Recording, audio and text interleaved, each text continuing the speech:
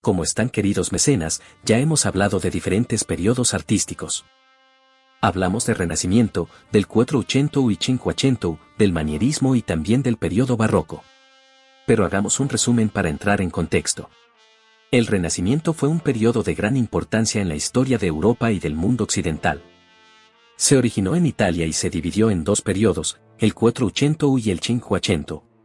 Se caracterizó por un gran desarrollo en las artes, la ciencia, la filosofía y la política. Fue una época de cambios culturales y sociales significativos, marcada por el humanismo, el individualismo y el interés por el conocimiento antiguo. Uno de los pilares fundamentales de la pintura del Renacimiento es la búsqueda de la perfección en la perspectiva y la proporción. La correcta representación del espacio, dándole a las obras profundidad y la tercera dimensión. Será lo más buscado por los artistas. Se empezaron a utilizar esquemas geométricos como la pirámide para organizar la composición espacial de la imagen. Es importante en la pintura del Renacimiento que la obra esté organizada, con un espacio definido y tridimensional. Los artistas se inspiraban en las obras clásicas escultóricas para crear sus personajes. La anatomía física era un punto muy importante, dando al cuerpo humano un carácter naturalista. Además, reapareció el cuerpo desnudo.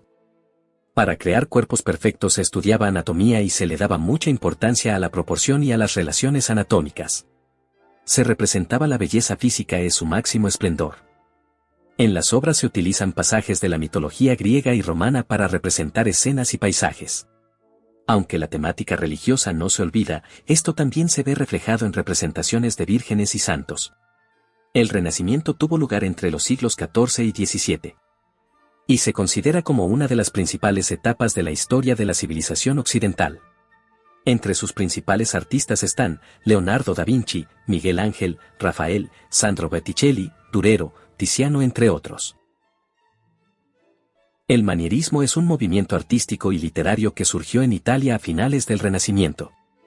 Alrededor del año 1520.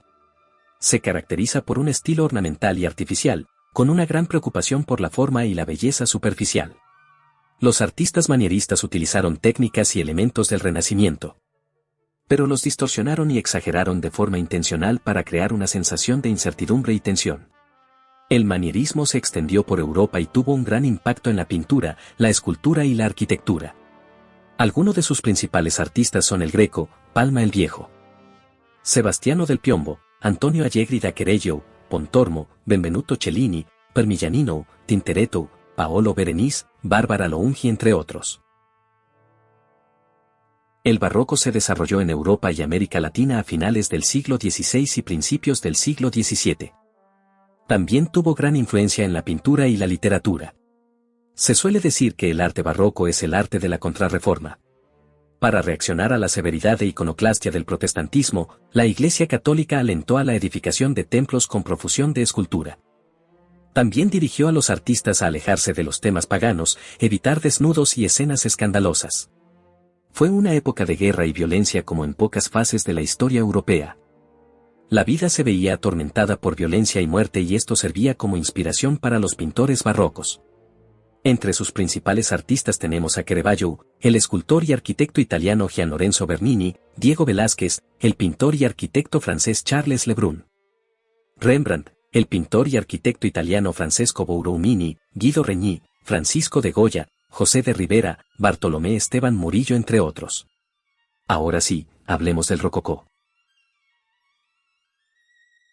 El rococó es un estilo artístico y arquitectónico que se desarrolló en Francia a finales del siglo XVII y se caracteriza por un exceso decorativo, con formas curvas y ornamentos intrincados, y por el uso de colores brillantes y vivos. El rococó se aplicó a una variedad de disciplinas, como la pintura, la escultura, la arquitectura y la decoración. A menudo se asocia con la corte francesa y con la vida de la alta sociedad de la época. Pese a que comparte con el barroco el interés por la profusión de detalles. Se distingue de este por sustituir su solemnidad y dramatismo por el placer y el divertimento.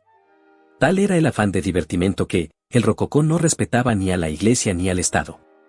El amor, la sensualidad y la cotidianidad resultaban temas más interesantes que las glorias espirituales o temporales.